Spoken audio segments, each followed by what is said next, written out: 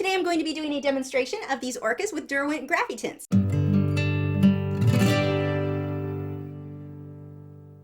Hi, I'm Lisa, the artist behind Lachri Fine Art. If you've not already seen it, I do have a full review using the Derwent Graphitints. I'll have a card pop up here so you can check that out. These are water-soluble tinted graphite pencils. So you can sketch everything out with a pencil, add water, and it blends and almost looks like watercolor. Really, really pretty. And my shoulder chicken is here for the video because he was in the live stream of the real-time part of the water, which I will have a link to in the video description if you want to see that. So he thought he should be in this video too. I'm working on Fabriano Artistico extra white hot press watercolor paper for this one. I've got it taped down to a board so it doesn't warp too badly as I'm painting. And just for transparency, these pencils were provided to me by Derwent last year. And while I'm not being paid for this, this is not a sponsored video. I just want to be really transparent about that. If you are supporters over on Patreon, the 1-hour version of this tutorial is available for you now, complete with voiceover, so make sure to head over and check that out. Basically with that one, the whales are going to be in real time since we had the background in real time on the live stream. Now let's move on to this tutorial.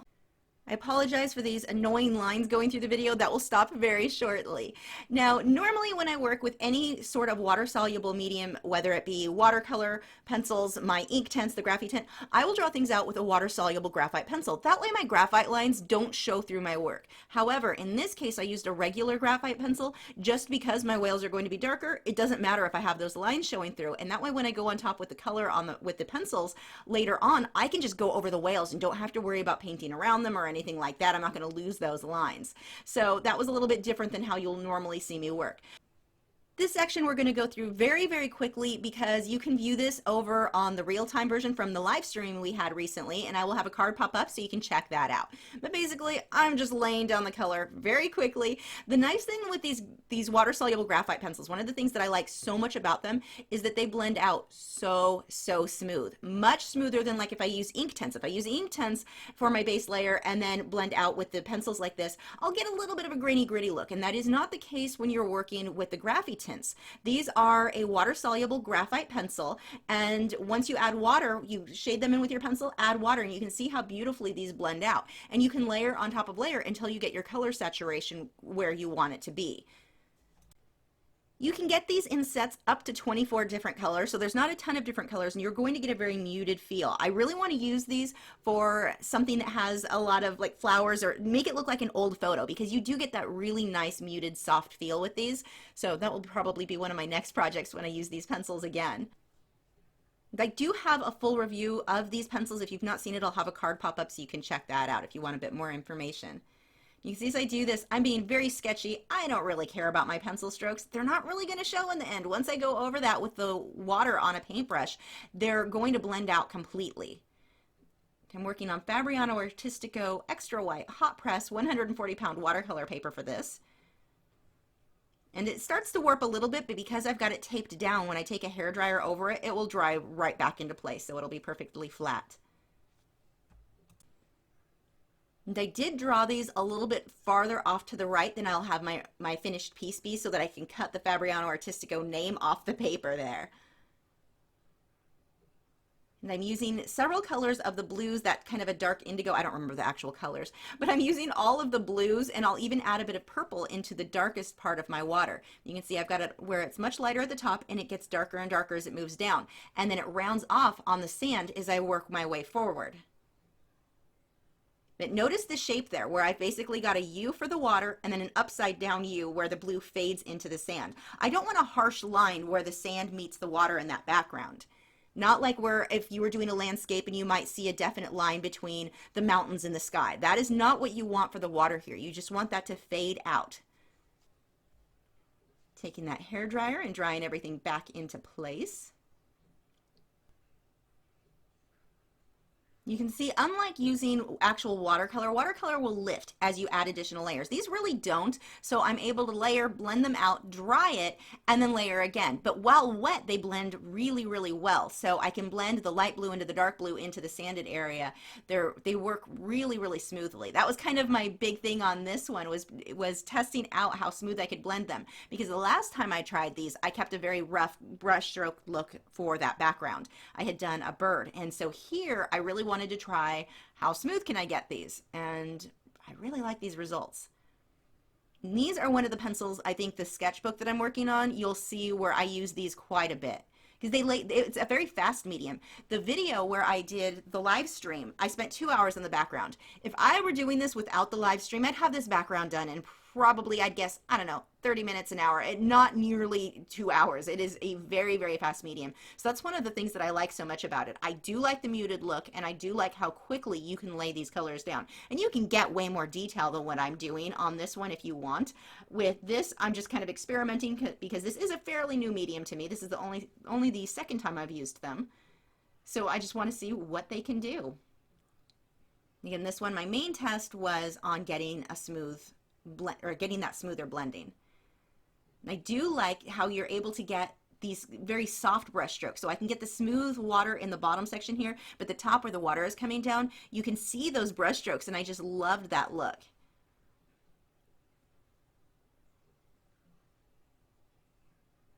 So we're adding additional layers here. And this is where I'll start coming in on top of this with some purples. And it's not a deep purple. It's not very, very bright. So this, I think these are going to be really good for anything like nature, wildlife, stuff that you want a very muted, natural tone.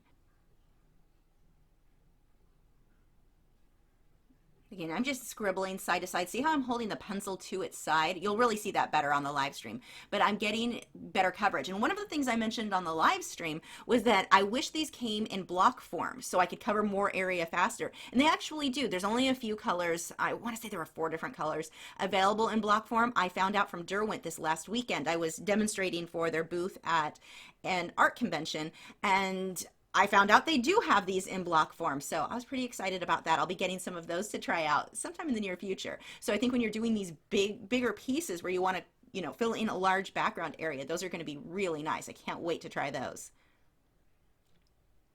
Blending that out. You can see as I do this, I've got a lot of water on there. You can see it kind of running down the paper. There is a lot of water, and I think this would give you a really cool look too if you were painting flat. I paint upright in an easel, but I think if you painted this flat and just put a ton of water on the paper, I think you would get a really nice, soft look with a transition from one color to the next. I'm going to have to try that next time. One of the things I decided to try on this, I wanted to see what would happen if I just blobbed water all over and let it run down. Didn't like the look, so I blended that out.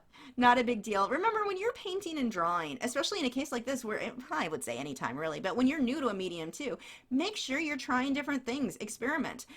I'm not selling this piece. I don't care if it's perfect. I want to see what happens if I try this, or what happens if I try that. Try different things. That's how you're going to come up with really cool techniques that you can use in future projects where you're trying to do something that you will eventually sell. Just don't be afraid of making mistakes. Don't be afraid of experimenting. That's how we learn. And you can still see where the water ran down on that. I think that look would look cool if the water was laying flat. Not so much here. Now for the sand, I want it to look like the rays of light are sort of bouncing around on that, and so I'm taking my pencils and making these little shapes. They're more horizontal than they are vertical, and that's a very important thing to note in keeping your perspective. If you make these little, I don't know what, they're all random shapes, but if you made them so that they were taller, where they're going up the page more, less so than how I've got them kind of flat and stretched out, you're going to make the perspective very, very weird. It's important whether you're painting, let's say, a road that has bricks or cobblestone in it, or let's say a sidewalk, anything like that. When you've got these rows or shapes in the ground, make sure that they're more horizontal than they are vertical. You don't want them going long up in the background, or the perspective will be completely off. Now for these whales, I'm starting with a dark blue. I don't want to just jump into black. I don't want them to be that dark. I want them to kind of fade into the background of the water here. So I'm starting with this deep, it's kind of a grayish charcoal gray blue, blending that out. I'm using a smaller brush here. This one is a round. And I'm liking watercolor brushes and taplon bristled brushes for this. And that's another thing I want to strongly encourage you to do. Try different brushes.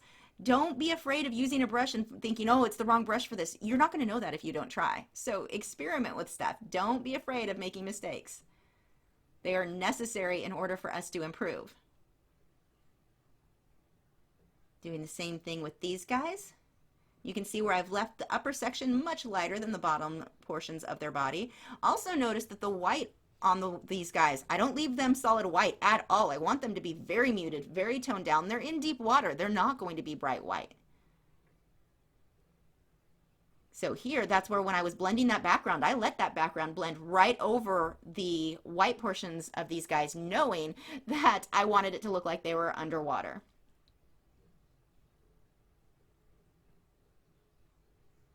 And blending that out again.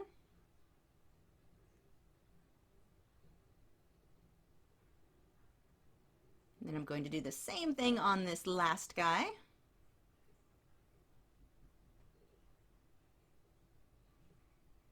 I like painting whales and dolphins, especially if it's something that I'm kind of experimenting with and I'm kind of new with, because you don't have to worry about that much little detail, fur, and that sort of thing. They're very smooth, so I think they give you a very good idea very quickly of how the medium works.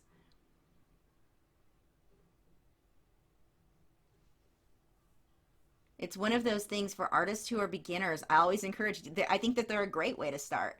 Plus, they're fun to paint. But I mean, you're not having to worry about all the fur and lines and little details. So now I let that dry and I'm going back over it. Now you do want to make sure that the paper is dry from your previous layers, because if you take that pencil on top of wet paper, two things are going to happen. One, you're going to damage the tooth of your paper, which is going to make it very hard to get additional layers. The second problem is that the pencil doesn't really stick to it that well anyway. So make sure you dry that out. And then you can just keep playing and layering like this until I get everything to be the color saturation that I want. Using a bit of purple here for this shadow. My light source is all over the place. It's just kind of bouncing around. There's no specific area here. Like I said, I'm not trying to produce art in this case that I'm going to sell or make prints of. I want to experiment. So this is the water brush. This one is by Derwent, and I love these. These are so much fun to paint with, especially I think if you're traveling or going to be painting out, let's say you're sitting in a park and you're going to paint, these are the thing to use, because that you don't really want to take a water well with you. That's going to be a bit of a pain. Here you can just fill the back end of those with water and you can use those to blend. So nice. And I've had people ask me if you can fill those with paint thinner for your colored pencils. I don't think that's going to work well, because paint thinner likes to leak out of everything, and I'm pretty sure they would leak right out of these too. But for water, they're wonderful. And they come with a whole lot of different brush head types that you can get, or tips, whatever you want to call them. I will put a link to the products that I'm using in this video in the video description. So now I'm coming on top with the black. So I'm darkening that up. Now you'll see here, the black's not going to get super, super dark. It's very muted. I mean, these aren't, like I said, watercolor or Inktense. These are water-soluble graphite tinted pencils. It's not going to give you that super, super deep look. And that's not a bad thing. It just depends on what your goals for that piece are. Layering some more in there. And because of these, they're not a colored pencil, so you don't have that wax buildup. These you can layer on top of layer on top of layer. As long as you're not damaging the tooth of the paper, you can layer all you want. You're not going to hit a point where it just won't take more layers. So you can get a lot of many different layers, a lot of detail with these. Now this I'm keeping very simple, but you're not limited on how much detail you can do. If you're using a liner brush, you can get these fine little details, fine little edges. So you can do something like this that's much more loose, kind of a sketchy feel, or you can do stuff that is much more detailed. The next time I use Graphitint, I'll do something that is an example of something that's much more detailed. Now I'm taking the white pencil. Now the white pencil, when you blend it out, you can't really see it anymore. So I don't use this when I'm going to be putting water over it. But just I push a little bit harder with this one. I can go ahead and get some of those rays of light showing up over the dark. You can see it's not going to bring it up to white where it's as white as the paper was, but it lightens it up enough that you get these beautiful highlights very easily. I had originally thought that I would end up just using either ink or Inktense or something else to get these white highlights, but this pencil really showed up beautifully on top of this, as long as you don't blend it back out with water. I just found when you put water over it, it just kind of disappears. More of those rays of light on these guys. And then I'm going back over with this pencil for the rays of light coming down through the water, using the side of that pencil there so I can get more surface cover. You can see I'm just doing these nice straight lines as I come down, and I'm letting the lines show for these rays of light. I just want to make sure that they're straight and not curving all over. Adding some highlights here in the sand. And that's all I'm going to do for this one. I wanted to keep it very loose. And this one I really like just because it's very similar to what I used to draw when I was younger. These quick sketches of orcas and the rays of light coming down. I used to do it with graphite all the time. So doing that same style here with tinted graphite has been an absolute blast. These are a pencil that you will probably see me use, like I said, a lot more in my sketchbooks because the color, everything, the detailing, it's a very, very fast medium to work in. So especially for quick sketches, definitely one of my favorites. You can't eat my necklace. I put a new necklace on and now he's obsessed with it. You can't have it. No, jewelry is not for chickens. Have you subscribed yet? If not, there is a button right there that you can click to keep up to date with all 5 of my new art videos every single week. Everything from art tutorials to product reviews and chickens walking down my arm. Where are you going? And business advice for those working to make a living as an artist. I'll see you guys tomorrow.